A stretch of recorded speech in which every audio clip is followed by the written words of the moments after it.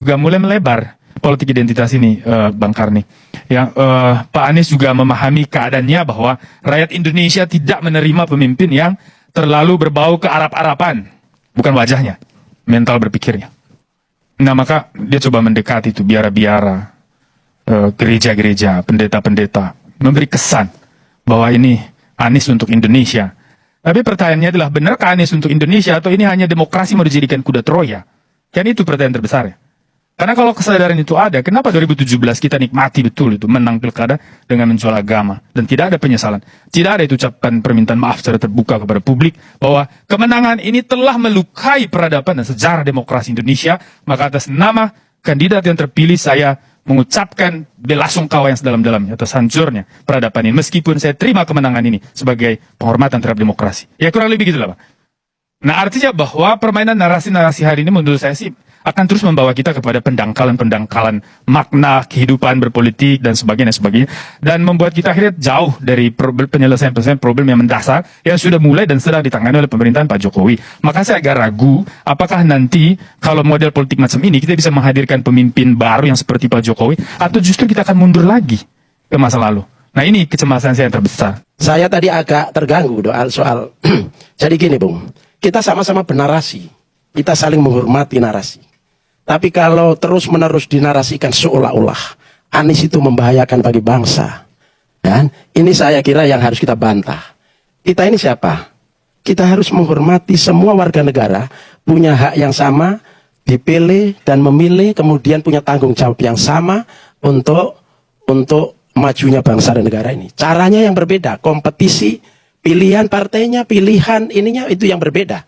Adapun kemudian simbol identitas segala macam, kita ini semuanya sebetulnya beridentitas. Siapa yang tidak beridentitas? Lahirnya pemilu Jakarta yang seperti ini, sebetulnya faktor utamanya bukan Anies loh, tapi Ahok. Orang Kristen, Cina, mengutip ayat Al-Quran, berangkatnya dari situ. Yang menafsirkan ayat semaunya. Di sini sebetulnya titik tolaknya. Apa nggak tahu ini? Ini dilupakan yang menjadi penyebab. Lalu kemudian ada reaksi. Dari aksi Ahok, kemudian ada reaksi. Reaksi yang berbau agama itu kemudian dijadikan satu framing, seolah ini politik identitas dan dialamatkan kepada Anies. Ini yang harus kita bantah. Itu ahistoris.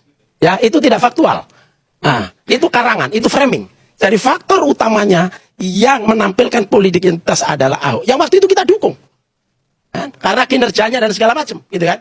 Nah, oleh karena itu, kalau kita tidak masuk berdebat soal itu, maka ini harus dihentikan. Pak Bukhari izin komentar dikit di harus dihentikan. Saya harus bertanya ke Pak. Jadi menurut saya sih Pak. Nggak, biar selesai dulu. Oh biasa. Ya, jadi kalau ngangkat politik identitas, mari kita cari ujung persoalannya. Ujung persoalannya adalah Ahok. Mari kita lihat sejarah ke belakang. Tidak ada sebelumnya. Saya ikut kok. Saya ikut berproses di situ kok. Menjadi saksi saya. Ya? Termasuk ketika diundang diundang TV One untuk mempersoalkan ini di Hotel Borobudur, saya bilang ini faktornya Ahok. Nah, barulah ada reaksi. Dan harus disadari, reaksi itu dari mayoritas rakyat, di mana Indonesia itu mayoritas Muslim. Lah kemudian ada berbau-bau agama seperti itu. Itu logis. Secara filosofis masuk akal, secara sosiologis nggak bisa dihindarkan. Ya, secara juridis boleh. Ya? Ini tidak dalam rangka menghancurkan negara Indonesia, tidak dalam rangka justru untuk Indonesia. Jangan dilupakan sosiologis ini. Lalu kemudian direaksi dengan narasi-narasi identitas. Pukulannya kepada siapa? Kepada mayoritas. Apa nggak sakit itu? Nah, oleh karena itu, kalau mau ngangkat-ngangkat itu kita bisa berbantahan. Karena itu akhiri framing politik identitas seolah-olah itu negatif bagi kami yang Muslim mayoritas, bagi Anies secara spesifik dijuluki bapak politik identitas segala macam. Ini saya kira tidak fair. Ini harus diakhiri.